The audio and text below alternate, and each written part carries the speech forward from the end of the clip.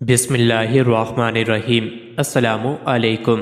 روزانہ واقعات سننے کے لیے اس چینل کو سبسکرائب کریں۔ ایک فقیر بہت مفلس و کنگال تھا۔ اس کی دعا رب تعالی سے یہی تھی کہ تو نے مجھے بغیر مشقت کے پیدا کیا ہے، اسی طرح بغیر مشقت کے مجھے روزی بھی دے۔ وہ مسلسل یہی مانگا کرتا تھا۔ اللہ تعالیٰ نے اس کی دعا قبول کر لی۔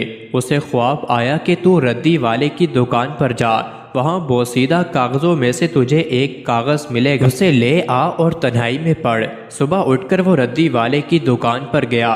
ردی میں سے وہ تحریر گنج نامہ تلاش کرنے لگا۔ تھوڑی دیر بعد وہ گنج نامہ اس کے سامنے آ گیا جو اسے خواب میں نظر آیا تھا۔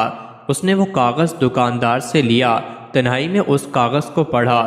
اس پرچے میں تحریر تھا کہ شہر سے پار ایک مزار ہے، ادھر ہی خزانہ دفن ہے۔ مزار کی طرف پشت اور منہ قبلہ کی طرف کر کے تیر کو کمان میں رکھ، جہاں پر تیر گرے وہاں خزانہ دفن ہوگا۔ فقیر نے تیر کمان لے کر اپنے جوہر دکھانے شروع کر دیے۔ جہاں تیر پھینکتا وہاں جلدی سے بیلچے پھاوڑے لے کر زمین کھودنا شروع کر دیتا۔ بیلچے پھاوڑا اور وہ فقیر کند ہو گئے، مگر خزانے کا نام و نشان بھی نہ ملا۔ وہ روزانہ اسی طرح عمل کرتا، تیر پھینکتا، جس جگہ تیر گرتا اسے کھودتا، مگر خزانہ نہ ملا۔ تب فقیر کے اس پروگرام کا بادشاہ وقت کو پتہ چلا۔ بادشاہ نے اسے طلب کیا۔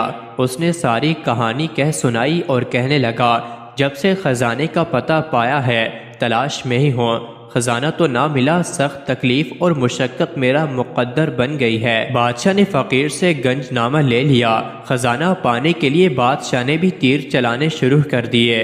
6 ماہ تک بادشاہ بھی تیر چلاتا رہا، مگر کچھ ہاتھ نہ آیا۔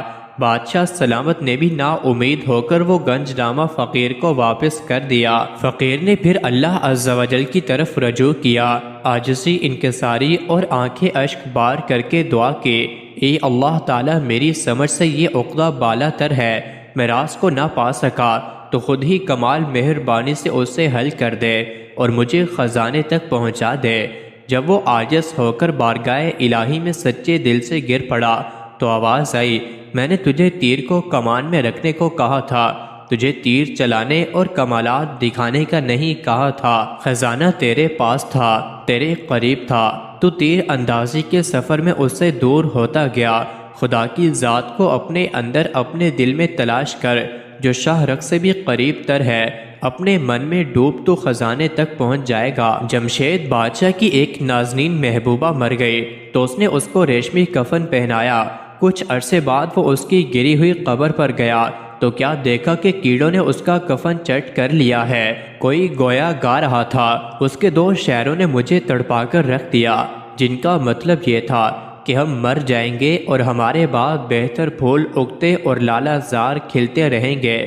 ساون، جیٹھ اور ماغ کے مہینے بھی آتے رہیں گے، مگر ہم مٹی بن چکے ہوں گے اور ہماری مٹی سے لوگ اینٹیں پات لیں گے، اس لیے کہ مرنے کے بعد انسان مٹی سے مل کر بالکل مٹی ہو جاتا ہے۔ مردے کا کفن معمولی ہو یا ریشمی، قبر دونوں کو تار تار کر دیتی ہے اور مردے کو کیڑے کھا جاتے ہیں، اس لیے نیک اعمال سے اس کا صدباب کرنا چاہیے۔ مزید ایسی ہی ویڈیوز کے لیے چینل کو ضرور سبسکرائب کریں۔